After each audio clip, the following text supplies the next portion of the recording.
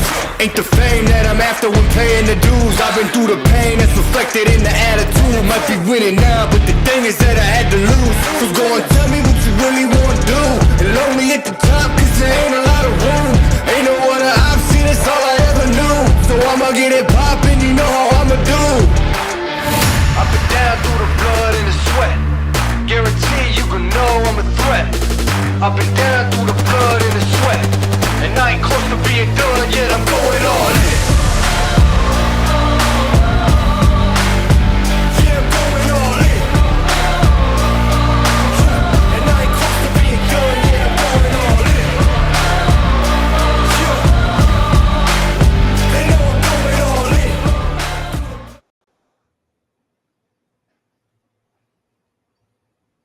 You're on mute, bro. You're on mute.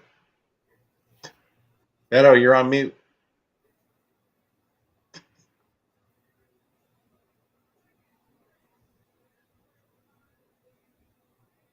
And I never unmuted myself, didn't I? I sneezed, and I told you about the back pain. Professionalism. Yes, this is what happens when you have way too many buttons to push. Anyway, rewind. Welcome everyone to the episode of the Niners Boys podcast. I am accompanied by my boys, Pete and Brandon. How you doing, Pete? Now that you can hear me. I'm good now that the 49ers are back to 500. Let's go. Yes, sir. Yeah, it's starting to get some people healthy. Brought Jalen Graham back home. There's a lot of good stuff going on in Ninerland, I would say, in the last couple of days. So, yeah, I'm good. How about you, fellas? Good, man. Good. How are you, Senor Brandon, with his beautiful dub? Doing well. Just enjoying the dub. Defense looked way better this past weekend. They bounced back. I think they looked way better compared to last week. Definitely. Or 2 weeks ago. But yeah, let's get right into it, guys. Who knows? We needed an injury for our defense to get better. Who else is going to get it? No, just kidding. Dude, Givens looked good too. Hargrave will be missed. Givens always looks good. He will be missed, but these guys that came in definitely stepped up. I love the way Givens played. I love the way that Jordan Elliott. How you say his last name? Number 91. How you say his last name? Ekwano. Yeah, Ekwano. Dude, he looked good too. Yeah, he is a beast. He's looking good all training camp, and he looked good in preseason. And he made the 53, but it looked like they kept him on the roster just to be able to give him flexibility to move people around, and then they just put him back on the practice squad. And it's funny how that works. Like guys you pay all this money to, and then it's the guys that are fighting for a job are the ones that end up showing out. Sir, yes, sir. Yes, sir. Listen, we got somebody back on the roster that we cut. He didn't make the cut in the offseason. A certain linebacker by the name of Jalen Graham. He was cut and picked up by the Commanders, and the Niners said, you know what? You've been over there long enough. Your ass is coming back to us. And they signed him then they have to sign him to an active roster, but our linebackers have been dropping a little bit too much. And, as it is, number 59, that I refuse to mention his name. Okay. He's like, I know that one. I refuse to mention his name. Don't make me laugh. Ow. Sorry. Oh my goodness. You make it so easy, bro. I love you. Anyway, 59 that I won't mention his name hasn't been playing very well. And Winters, you get glimpses, but can he stay healthy? Can he stay in? That seems to be the problem. And even Fred Warner had to leave the game. And, so there is definitely lack of there. So I'm glad they brought him back. They were able to get him off the practice squad of the Washington Commanders. But overall, the defense, they put pressure down the middle. Bosa looked like Bosa again. Now, I don't want to take away that it is the Patriots offense, but Yes. nevertheless, you still got production from the defense. Defense looked good. Real quick, that pick six by All-Pro Fred Warner, first valid Hall of Famer in my opinion. What a play. Pete, what's your thoughts on Fred Warner? And then I'm going to have you follow up, Brandon. He is and you know, shout out to BD Peacock Locked On. But yeah, he's a video game linebacker. Like all those Madden games that you play where you say there's no way that linebacker jumps like 40 feet in the air like to get the pick. Crazy. No, we got one in Fred. Like, I mean, he's all over the field. He like ducks behind guys, and then he just ends up in the right spot. And then he looked really slow, like almost like he was hurt on the run back. And like kudos to the rest of the defense. Immediately started blocking for him. With they looked better than our offensive line. But yeah, no, Fred's awesome. Like I agree with you though. Like honestly, the Patriots are just really, really bad. Like, I mean, they're really bad. I don't know I how don't you get why guys they felt just about them. don't, for how bad they are. I just don't get why they just don't let their rookie just start playing to get some reps. Well, they don't want him to get build those bad habits. They don't want him to turn into Sam Darnold, like where you just throw him out there on a bad team. They're doing the right thing. They're doing the right thing, not sending him out there. Honestly. Yeah, sometimes you just got to let certain people develop. I know a lot of people say you throw him out there and let him just lick his wounds as he goes out there and does his thing. But if you have the privilege to sit someone down, let him learn. Why not? And we're getting some help back on defense. Kalia Davis, although he hasn't done much since he's been drafted, so it's not like it's a polished guy, but yet he is a depth guy inside. And right now, being how we are inside our defensive line, I welcome him back. Now, the trick is, can you stay healthy? Can you stay out there and be serviceable for that defense? I like some of the adjustments that Coach Sorensen did. So he's getting his groove. I know I was a little harsh on him last week after the loss to the Rams, and Pete came to his defense and said, hey, DeMeco Ryans did not start off so good either until he found his groove.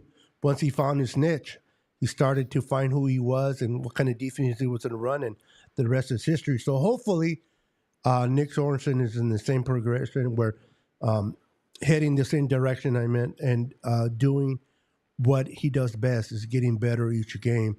Let me ask you guys, and I'll start with you, Brandon. What's one player, not named Fred Warner, that really popped to you, that you just got you all excited?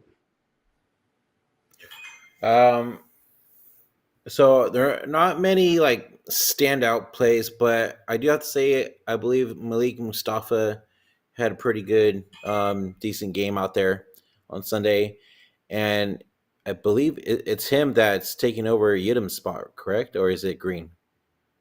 No, Yidim's Green. Okay, it's Green. Okay. And I was going to say, too, Green also stood out to me as well, and I think that's another reason why he will be taking over Yidim's spot in the starting lineup. So, I mean, there was a lot of good things that happened on Sunday that I was impressed. Defense was hyped up, dude. Like, it all started with Fred Warner basically had the defense around him and, saying a motivational speech, getting them hyped up, and it ended up showing up on the field all game. So, well, it's nice when you can hype up your team and you back it up with your actions. A lot of players that I've seen will give you the best rah-rah out there, but they don't do crap on the field. Fred Warner speaks loud through his body, what he does on the field, but then when he does open his mouth like he did, in this game, people tend to listen. Like, this guy's an example. So, Pete, besides the gentleman that Brandon mentioned, who excited you about the defense? Not Fred Warner or Bosa, because those two guys are kind of solid pieces. But who surprised you? That's the word I was looking for. Who surprised you in this game defensively? I got a couple, and I'm not necessarily surprised, but because I felt like these guys automatically. I mean, they were already had shown flashes, but I mean, I'm gonna go back. I'm gonna say the whole defensive line. And the Ekwonu was, I mean, and honestly, Evan, the other defensive tackle, Evan, I'm blanking on his last name right now.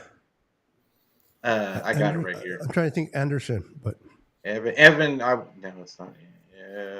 Evan, where is he? Oh, they don't even have him. But we know who you mean. The guy that jumped into the pool when he got. But that's gonna really bug me later. But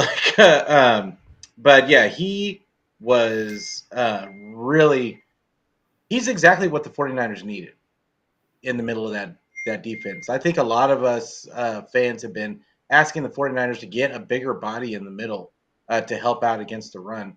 And that is exactly what he did. He really took up blockers for Malik Collins. And Malik Collins was able to dominate. And it was they really kind of just took over the line of scrimmage, in which opened everything up for Bosa. And even Gross Matos got in the mix, and Kevin Givens we talked about earlier. They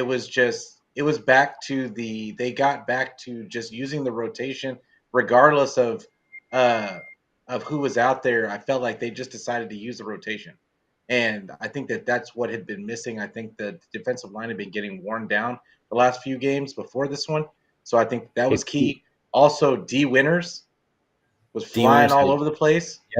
Yep. Love that kid. I've been talking about D. Winters since he got drafted, because he was in my mocks way back when, and I knew that kid. He's just a Dre Greenlaw kind of clone. He's like a little smaller version of him, and of course he's not as good as Dre Greenlaw right now, but you could see the flashes. I love that they got Jalen Graham back, but yeah,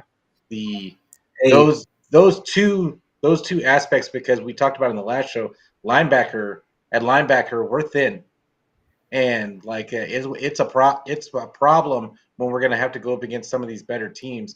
Luckily, we were able to go against the Patriots this week. It was kind of a get right game, but I still saw some things in that defense that it could be an issue if they don't get healthy sooner than later. And real quick, the guy you were talking about, Evan Anderson. Yeah. It was Anderson. Okay. Yes, you were right. The Niners defense definitely needs to get better because they're going to be facing the Arizona Cardinals. Now, Arizona kind of got blown out by the Commanders Sunday, but they are a division foe. And I don't care how good you are, how bad you are. Sometimes those defensive teams, if you don't play them right, they can come and bite you just like the Rams did. We had everything pretty much sealed, ready to be delivered, and the package got out of the back of the truck, and the Rams came back and won. So we're going to have to defend Kyler Murray. Now, the guy that was leading Percent, whatever his name is, Dorset, or whatever his name is, he's not as mobile as Kyler Murray is. Do you think we'll be able to contain Kyle Murray? Because he's been playing good. They haven't won, but he's been playing good football. I don't know if you guys watch tape on Arizona, but they haven't lost because of him. Their defense is just bad. Yeah, their defense is terrible. So but they haven't been scoring a ton of points either. Yes. So they just they had the one game. they had the one game where they scored a lot of points, but I think other than that, they aren't really. I think they only scored like 14 in the last one. The what's it called? The biggest thing with Kyler Murray, obviously, we haven't played a real true like mobile quarterback this season yet. Like Sam Darnold got us a couple times though, and I wouldn't like while he's mobile, I wouldn't call him Kyler Murray, and so that's something that they're gonna have to set the edge, and that's what I'm interested to see with these other guys that they're bringing in for depth is can they still set the edge? Can an Evan Anderson push the middle of the pocket and force what's it called Kyler Murray into the arms of Bosa and Leonard Floyd? Like it's gonna be I think that's gonna be the key. Yeah, I would love to see Matos play inside in this game. I would love to have somebody that has speed inside, that in case Murray likes to break down the middle, we can contain him. But do you think we're going to have to put a spy on him? Or do you think the defense can do without a spy and just contain him? They're not going to be able to stop him, but at least contain him, Brandon.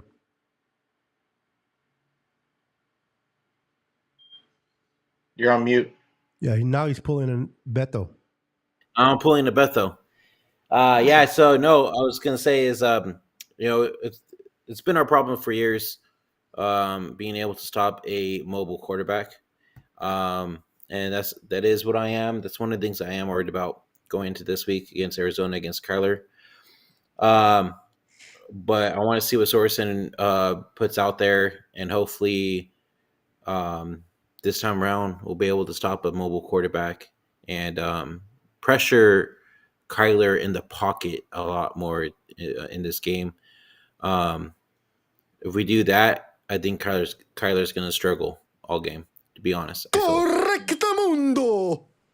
No, mom. So, and also too, real quick is Kyler.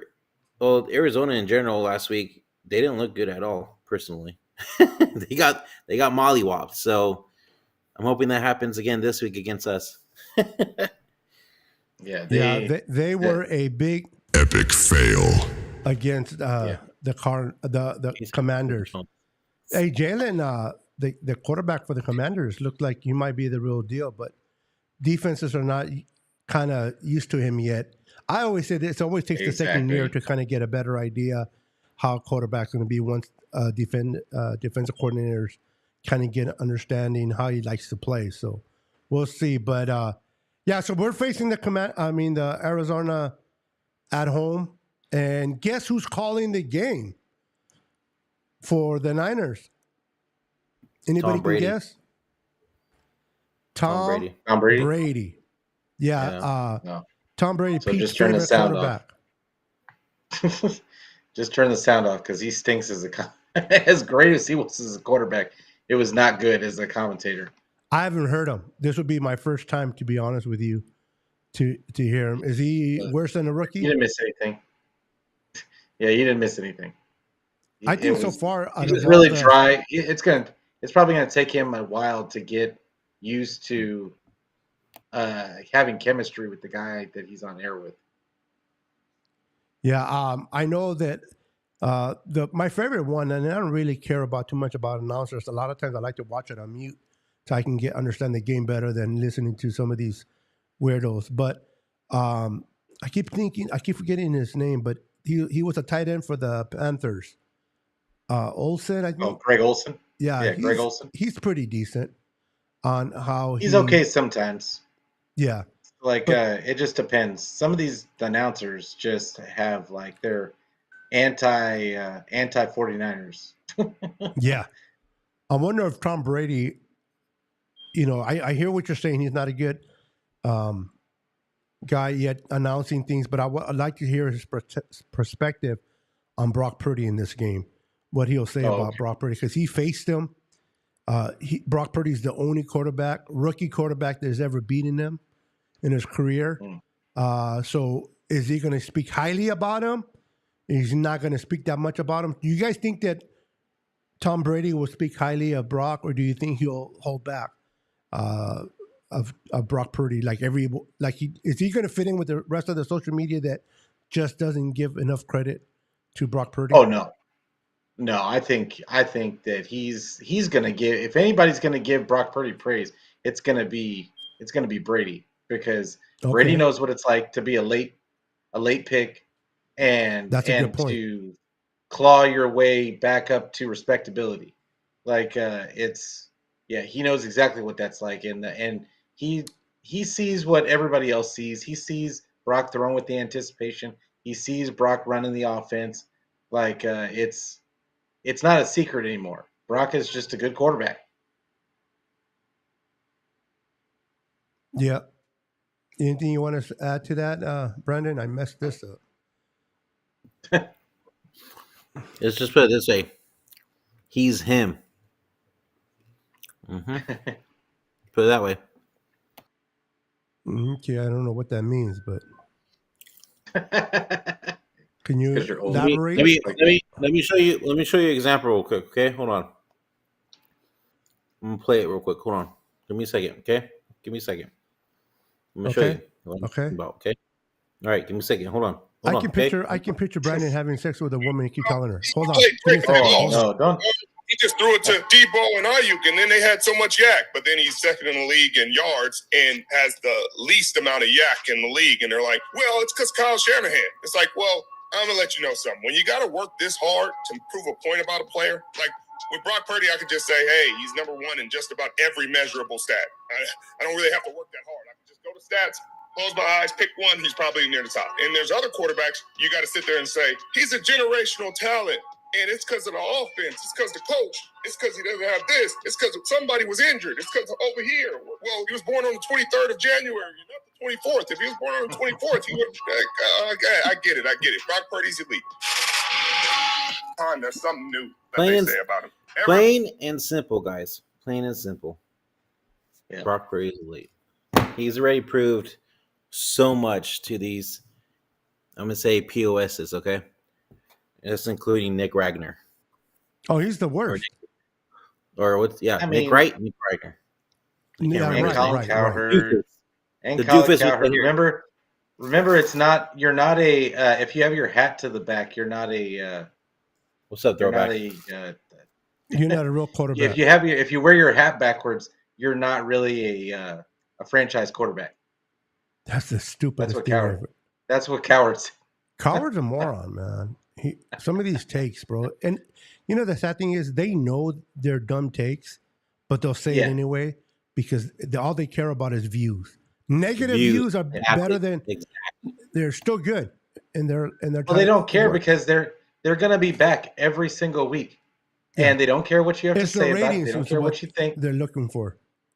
And if for whatever reason they get it right, like it's then they're going to be like, oh, well, I told you, and then they're going to get called an expert. They never admit when they get it wrong all the time, but they'll sit there and boast when they get it right. Yep, that's the media. Nick Wright is another one that I can't stand when it comes to Purdy. The guy just straight up hates Purdy, man. He played without the Avengers and played well. They lost the game against the Rams. That wasn't on Purdy. That was on our defense. Brock Purdy, he's scheduled to throw for 4,800 yards this season if he continues on the way he's going right now. I don't know what Purdy can do more. Now, the great thing is Purdy can care less what people think of him. He knows what he needs to do. He just cares about what the people within the locker room thinks of him, and that's all that matters, and that's all that should matter. Brock Purdy is definitely elite. Another player that I want to talk about real quick before you move on. Has anybody noticed this season? Because I do want to bring this up. Has anybody noticed that Brock is throwing from like multiple arm angles now? All of a sudden, yes. And not only that, what did we say? What did we say before the season started?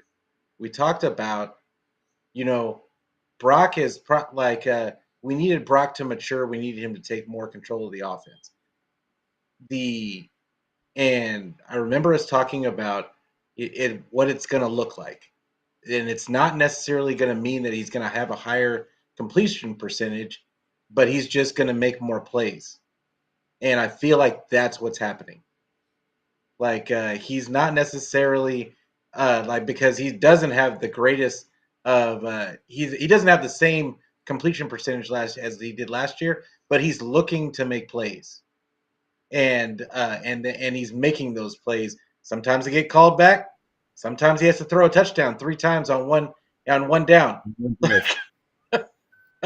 but he is making those plays, and I think he's getting better as the season goes along. He's getting more comfortable and more comfortable being in that spot.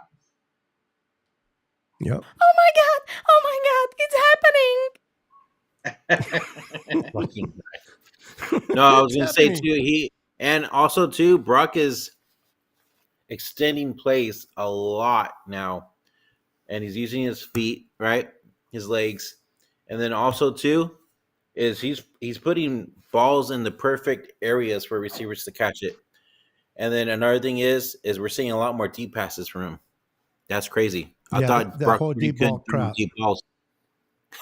Yeah, I guess he's not dinking dunk.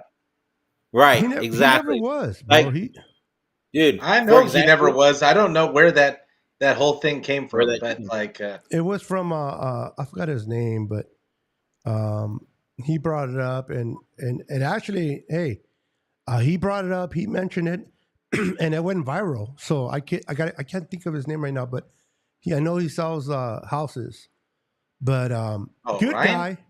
guy, cool guy. Yeah, Ryan's cool people. Yeah. It went viral to the point that even the quarterback, I remember Warner, or what's his name, the one that the Hall of Fame guy from the Rams. Warner. Yeah, Warner is that okay? Yeah. Yeah. Even he mentioned, and I'm like, wow, it made it to his ear. Yeah, Ryan Hensley. So hey, credit to him, man. He mentioned that, but the thing is, I give Ryan Hensley credit because he did admit that he was wrong in the whole thing that he said about it. So I give mad respect to him when he admit. It's hard to admit when you're wrong, and he admitted that he was wrong on the dink and dunk. So he holds his credibility in my view. When you say something and you're wrong, and you have the balls to say you're wrong, you earn my respect. Not that he cares about my respect or not, but he definitely earned my respect because he owned it. So moving on real quick, I want to talk about a receiver that hasn't been given that much praise. He's a 7th round kid from Tennessee that has been playing lights out.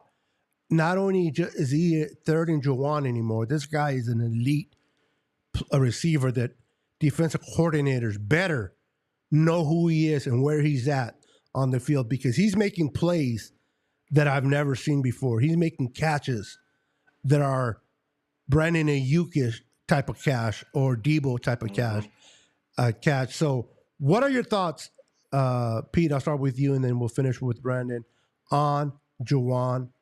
I won't say what the way Brandon says it, but I'll leave it to him when he mentions them. But Juwan Jennings, what is your thoughts on this kid? I've been talking about Juwan Jennings for 2 years now, and this is a guy that has done all the right things the whole time. You ask him to block, he blocks his behind up to the point to where he is a weapon from a blocking standpoint, because when you're a corner and you see Juwan in front of you, like you've got to get ready to you're going to be it's a fight. It's going to be a fight, and it almost puts them on guard, and I really think that helps him with his route running, because they're afraid that he's going to block him, and he just ends up routing them up. And he's an underrated route runner.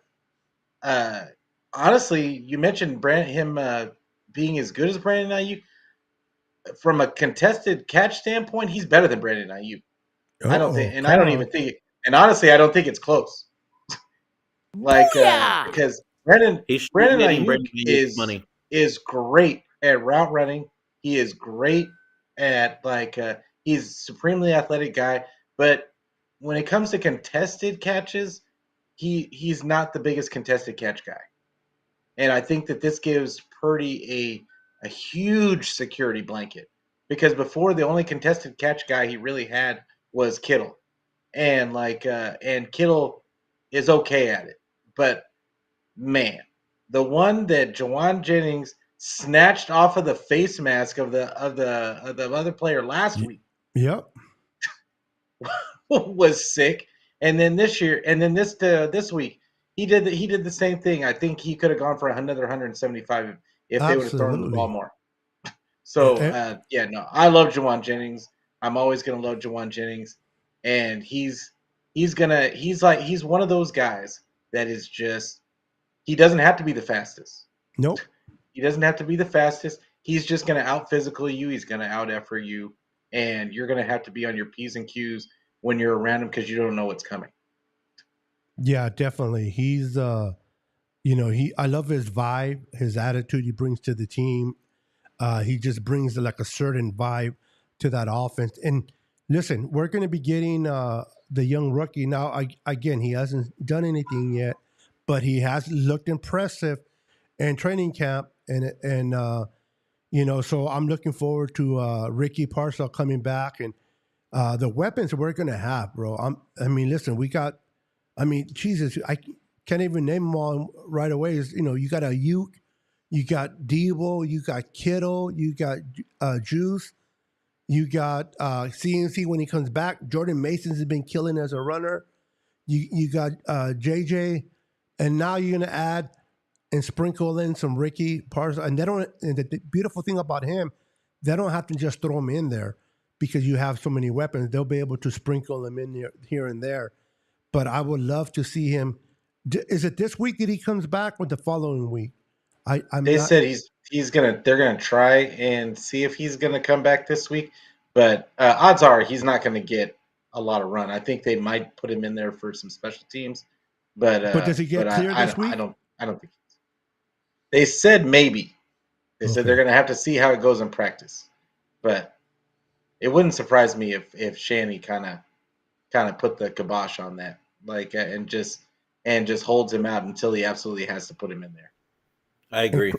Credit Shanahan for putting Renardo out there doing this thing. But before we talk about Renardo, because I want to make a point on him, I want to get Brandon's thoughts on Jennings. How do you say it? All right, ready? Jawan motherfucking Jennings. Okay? Put respect on his name. There you go. Family show. Maybe mossy motherfuckers. All right, easy. Calm down, boy. We don't get too excited with the bad words. But anyway, follow up with your thoughts on him. So before we move on. No, dude, he's been, like Pete said, the past 2 years, he's been out there and he's been killing it. He's been proving himself. Like we said before, in the Super Bowl, if we would have won, he would have been Super Bowl MVP, straight up. Yeah. The guy has continued to come in, work, moss people, he should be getting Brandon Ayuk money. Just put it that way. They lucky they signed him to a 2-year deal. That's what I'm saying. Instead of a 1 year. You're right. He is going to get broke off when he gets after next year. I wouldn't be surprised if he continues to play the way he's been playing this season, that they might sign him even further. Yeah, they might extend. They might try to extend him. I don't know if they can. I'll be honest. I feel like not for what. I feel like too, like in the beginning, I think a lot of people were kind of comparing him to Kendrick Bourne when Bourne was here. No, Kendrick Bourne's trash. Yeah, Eric. Hey, I love Croc to death, but he used to do that stuff all the time. Yeah, and I just didn't agree at the time. Personally, I still don't agree. Why he compared him to Kendrick Bourne? Better, man. Yeah, he compared him to Kendrick Bourne. Said he makes this just from a receiving standpoint, not the blocking. That's why he was a defensive player, bro. That's why he was a corner. Croc usually is really good on the comparisons. Like I give Croc his credit. But Like on that one, nobody's perfect. I disagreed. I just disagreed on that one. Like nobody's but perfect. It was. But I could see kind of where he was coming through, because when did they throw the ball to Kendrick Bourne? Third downs. Mm-hmm. When did they throw the ball to Jennings before this season? Third downs. Jawan Jennings had how many catches last year? He didn't even, I don't even think he had 20. He's had more now than he had all year last year. All year. He definitely has more touchdowns than he had all last year. Yep. So, like I said, the defensive coordinator need to find out where he's at all the time. They just can't. Or they can't. At least There's no way. Dismiss him. You can't cover everybody. They're gonna double Debo. They always leave, and they pick and choose now when they want to double Ayuk, and like, so you can't double everybody. Nope. Like, because you still got Kittle out there, and then you got Juice out there. Somebody got to cover him, and so it's impossible to cover all these guys. CMC's not out there, because then really who did they cover? I mean, honestly, if that one doesn't get called back, I mean, you could put Mason in that category too. Mason been making catches.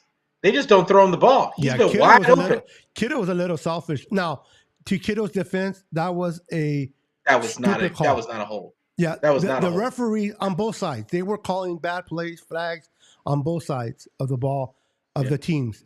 But you're right, Pete. That shouldn't. I mean, that would have been his first receiving career touchdown, and it was negated by a bad call. It was a nice catch. All those calls on that drive were horrible.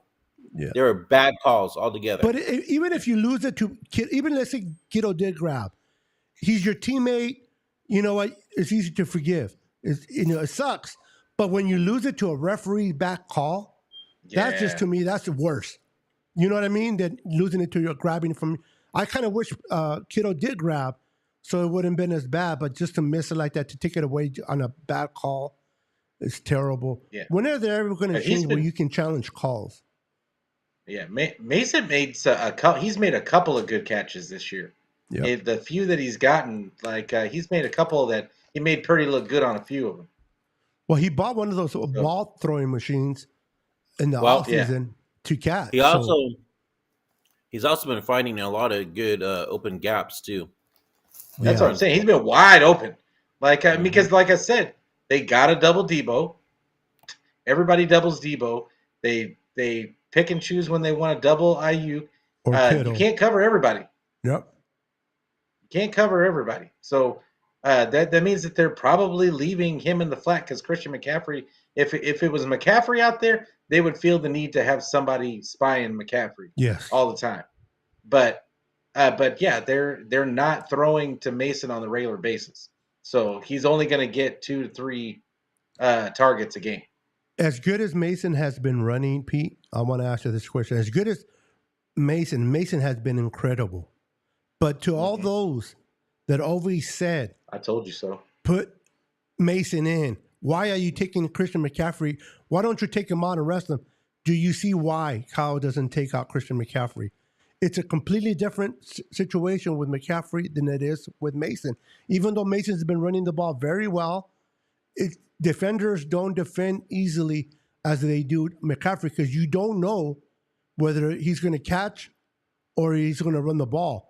He threats both sides of it, and you got to kind of keep an eye on it. And it's just enough of hesitation of the linebacker to hold him to do some damage. And right now, because they're not throwing that much to Mason, defenders they're like challenged. Kyle, all right, go ahead and throw it to him. We're worried more about the run than we are at the catch. When it comes to Christian McCaffrey, you have to be worried about both. Well, but they need to be worried about both. But they just haven't been. And that's this is the thing. When Christian McCaffrey, they can do that at their own peril. If I'm Kyle, absolutely, Give CMC a breather. You put Mason out there. I'm passing it right to him on the first play, just because I know that they're gonna be resting back because they think that they're not gonna throw it to him. I'm throwing it to. I mean, Mason has earned it. I'll be honest. Mason has earned it, and like Kyle talks about all the time about guys earning it, and I feel like Mason has done everything that they've asked him to do. He could be, and I've said it. I've been saying it for how long now, that he would be a top 5 running back he'd be a top running back on most teams. I would say maybe there's 3 teams that he's not better than their running back, but he would be doing this on a lot of Dallas teams. would love to have him right now. Oh, they would love to have him. There's tons of teams that would love to have him on the roster. And the 49ers have a Cincinnati genuine would thunder love and to have lightning him right now. Yeah, thunder and lightning situation. If Shanny plays it the right way, it's just really, what do you do? What do you do? Because Mason's gonna get his 5 yards. Yeah. And so yeah. So let's is. move over to my favorite side of the ball, which is always defense. This free agent that we picked up. I want to get your thoughts first, Brandon, on Malik Collins. This guy has shown from week 1 that he's getting better and better as he gets more familiar with this style of defense. This guy starts bringing havoc. I think he outplayed Hargrave this year until he got hurt. I just love this kid, and he's stepping up. What are your thoughts, Brandon? And I want to get your thoughts too, Pete. Yeah, well, I mean, that's all he needed. Is he just needs some playtime and get in there and start, killing it, and that's what's been happening, and he's been looking great. There has been not even once, I think, on Sunday's game I feel like they showed Collins like a lot during this game because of he was just killing it out there basically, and I believe Greg Olsen was kind of making comments about him too, he was saying killing it out there. Yeah, that's what I'm saying. So, I mean, honestly, that's all he needed. He just needed a chance to get out there and play. And look, he's performing well. Yeah. So I'm excited to see him more this season for sure. Your thoughts, Pete? Yeah. I mean, the reason why he was able to dominate the way that he was, first they had Jordan Elliott in there, who was playing really well before he got hurt. And he was completely collapsing the pocket before he got hurt. Then you put Evan Anderson in there, who was just controlling his side, taking up multiple blockers, which gave Malik Collins one-on-ones, and then he just started throwing guys out of the way. So I think that's the key, is getting Malik Collins in one-on-one situations, and letting him use his speed moves, because he has a lot of speed moves. For a defensive tackle, and just let him disrupt. But I think Evan Anderson is the key to unlock this defensive line. I really do. I think that it's not so much that he's so good as much as it is he's just large, and he's demands big enough inside. Yeah, exactly. He's big enough to where it's gonna take 2 guys. It might take multiple guys to block him, and he's athletic too. So I just think that is the key, is have that bigger body guy in the middle to free up Malik Collins to clog wreak the pocket. havoc. Yeah, but Exactly. Remember the guy from the Patriots? He retired. Now he's gonna look like he's gonna be a Hall of Fame guy. Yeah. He was a big boy. I forgot his name. But he was a big boy, and I used to love that guy. He was like one of my favorite players. Yeah, he clogged the pocket, and this guy Evans shows the same. Real quick, I want to ask Brandon on a question that 49ers Throw brought in, and then Luis Moreno asked a question. I'm going to have Pete answer that question for Luis, and I'm going to have Brandon answer for, although he mentioned my name, but I'm going to give it to you, Brandon. What are your thoughts on Isaac Guerendo's fumble, and do you see him being on special teams, or you think he's going to stay in the doghouse for a minute? No, I think you live and you learn. He'll be okay. we'll probably get some more playing time out there. I mean, Cowing had a fumble as well. What, 2 weeks ago, 3 weeks ago? And I mean, he's still basically out there. He got reps out there on Sunday, didn't he? Yeah, he got Cowing? hurt. He got Yeah, hurt. he got And hurt then he the got hurt. shoulder. The shoulder. Yeah, but yeah, I'm not worried. Grendo will be fine. I love it. And then for Luis And I gotta Moreno, go, dude. you gonna go? Yeah, I have to go. All right, brother. We're gonna get off in there in a few minutes too. Luis Okay. Moreno says, "You guys think the Niners should pursue Davante Jesus Adams, Christ. Late. or would you Yeah. like to hear your thoughts?" As far as Devontae Adams goes, they can't. They're not going to do that. I don't see it happening. The 49ers got so much weaponry already. I mean, Yeah. I just don't see it Especially since happening. Jawan Jennings has been stepping up the way he has.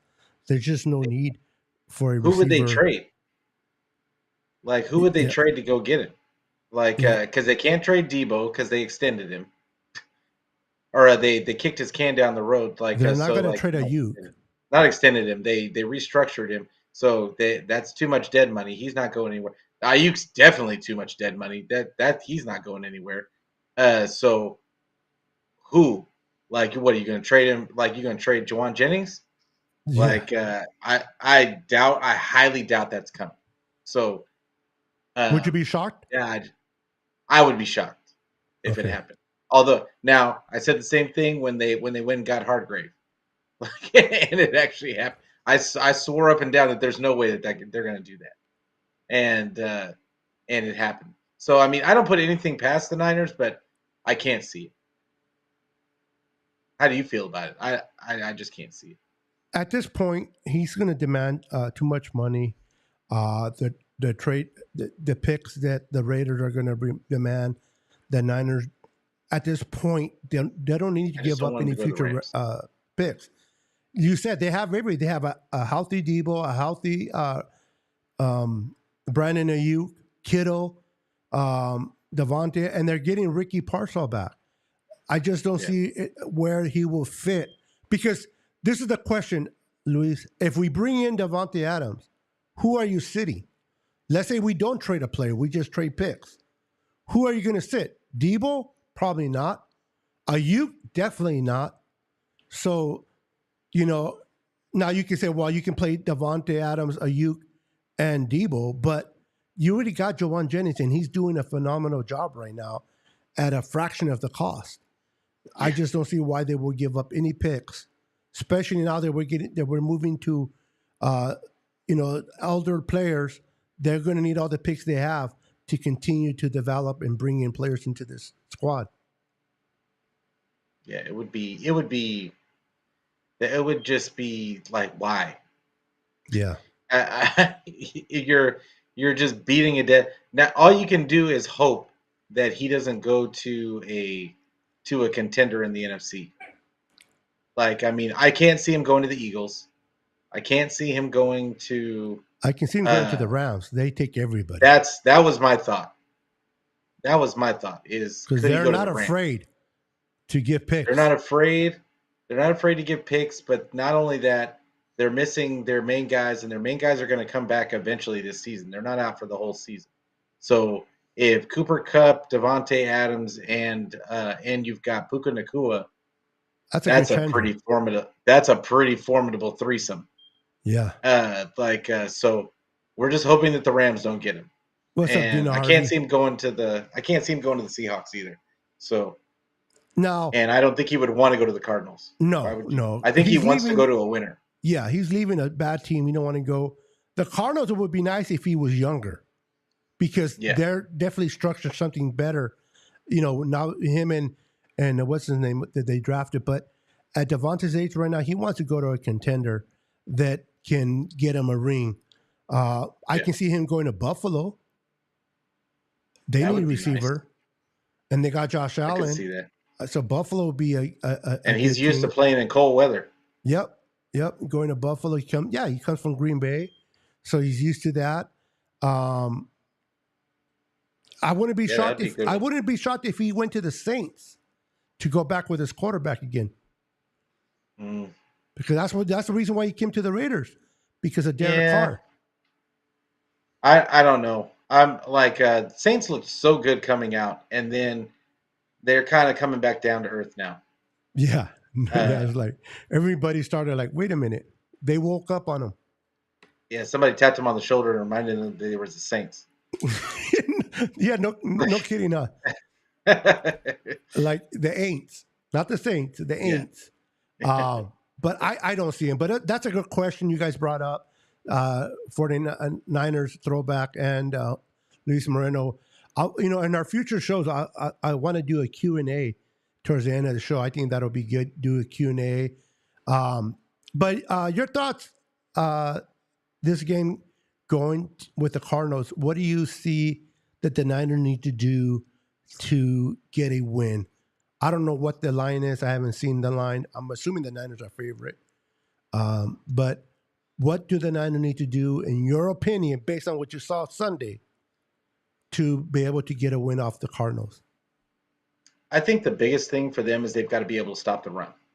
Like, it sounds so simple, but Connor has a field day against the 49ers. Connor's a good runner. I don't know why that is. Like, but he just loves going up against the 49ers. I'm starting him on my fantasy football. That wouldn't surprise me. Like, yeah, because you're a hater.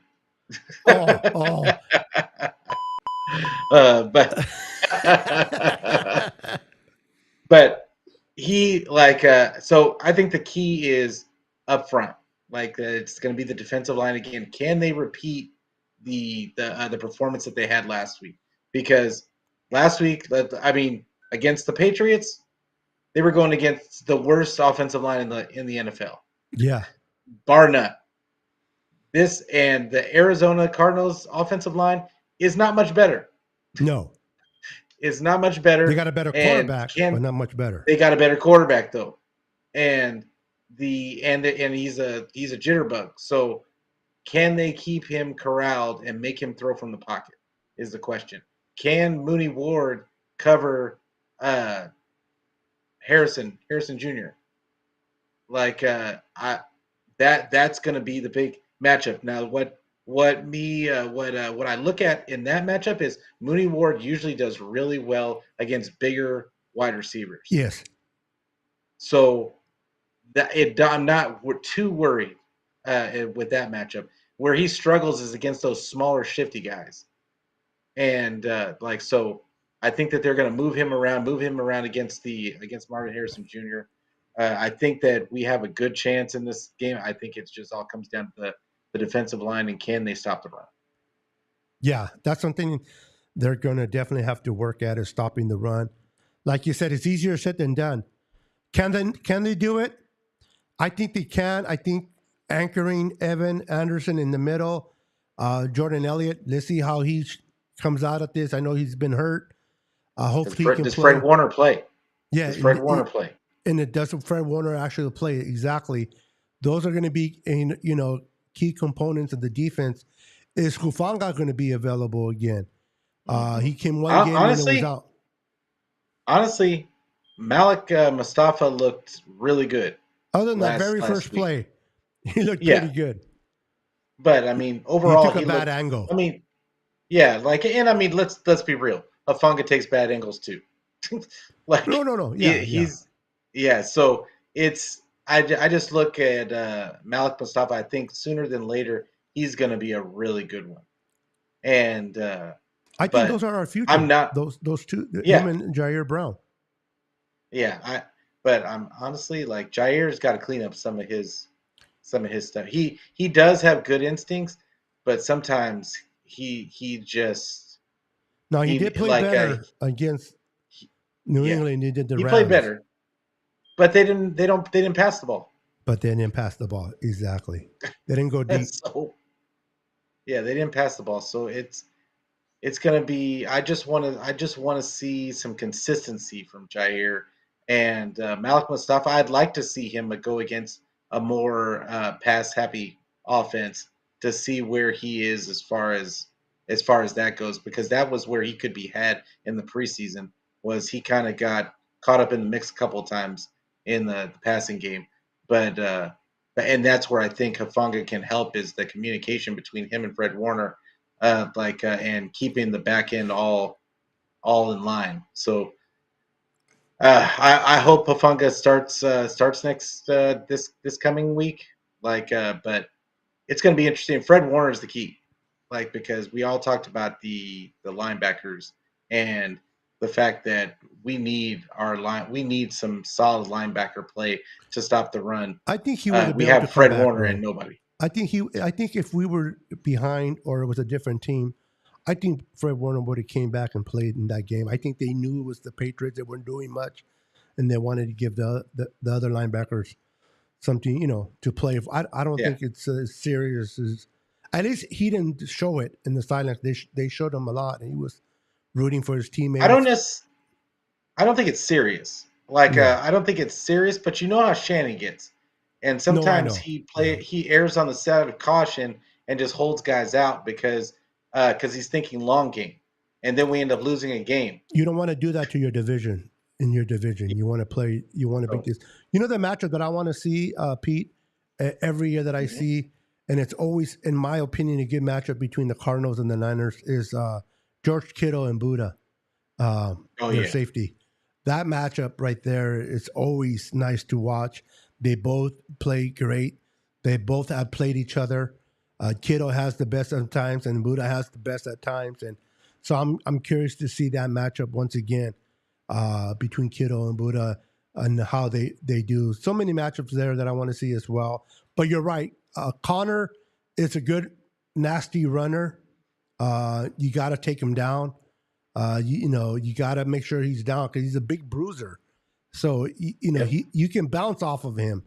And so stop the run the ball, and eliminate the big plays. If they can do that against Arizona, they'll be fine. Now, they're going to try to contain Kyler Murray, but to me, trying to stop him is like somebody going after a chicken. If you ever try to run after a chicken, I don't care how good athletic you are, chickens are faster. And you may catch it, but it's not going to be easy. And Kyler Murray doesn't move like that. He's a little guy that can move. So we got to try at least contain him and let him not bounce to the outside. And so we're going to need Bosa, and mostly I want to see Leonard Floyd really step up in this game to try to contain Kyler and not let him, contain the inside. Don't let him bounce on the outside. We'll see what it is. What is your score prediction in this game, Pete, against Arizona? I am going to go, of course, I'm going to go 49ers. But my score prediction is going to be